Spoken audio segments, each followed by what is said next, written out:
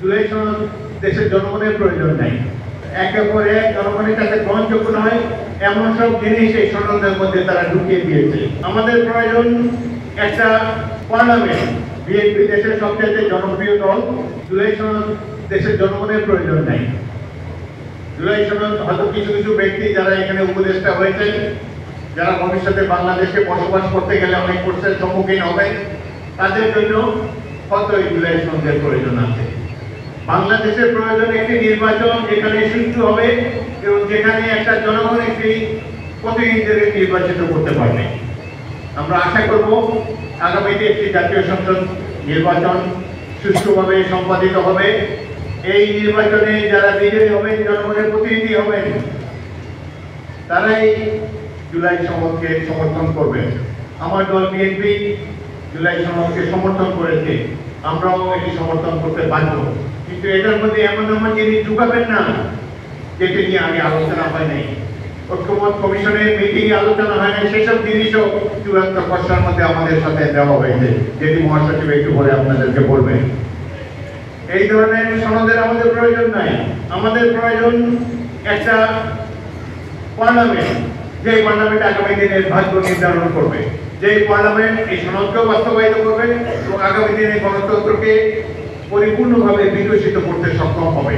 তাহলে এই ধরনের এই যে বিদেশ থেকে আমদানি করা কয়েকজন তথাকথিত পণ্ডিত ব্যক্তি পণ্ডিতের মাধ্যমে যে সমাবেশ, যেই সনদ বারবার আমরা দেখতে পাচ্ছি, সনদের কোনো প্রয়োজন নাই। প্রয়োজন একটি প্রতিনিধিত্বশীল জাতীয় সংসদ, সত্যিকারের জনপ্রতিনিধি, যারা আগামী দিনে বাংলাদেশের ভাগ্য গড়ে তুলবে, তারা নির্ধারণ করবে আগামী দিনে বাংলাদেশের গতিপথ কি হবে।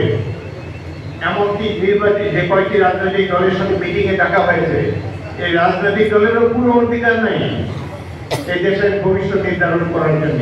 তারা সাজেশন দিতে পারেন, সুপারিশ করতে পারেন, কিন্তু এটাকে চূড়ান্ত রূপ দেবেন নির্বাচিত ব্যক্তিরা আগামী জাতীয় সংসদে। এটা আমাদেরকে উপলব্ধি করতে হবে। আপনারা এই আগামী দিনে জাতীয় সংসদকে সমর্থন করতে রাজি আছেন সবাই?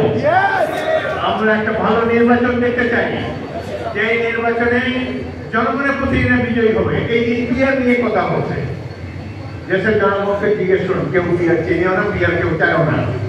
আমরা 7 বছর ধরে একজন ব্যক্তিকে নির্বাচিত করে আসছি। তারা ব্যক্তির কাছ থেকে, ভোটারের কাছ থেকে ক্ষমতা তুলে নিয়ে একটা রাজনৈতিক দলের কাছে সমর্পণ করতে চায়। তাহলে জনগণ এমনি ক্ষমতাহীন, তাদের কারো ক্ষমতাহীন করতে হচ্ছে। সুতরাং আমরা যে বর্তমান যে ব্যবস্থায় নির্বাচন হচ্ছে, সেই ব্যবস্থার মাধ্যমে যাতে নির্বাচন হয়। এই যে আপার হাউসে যে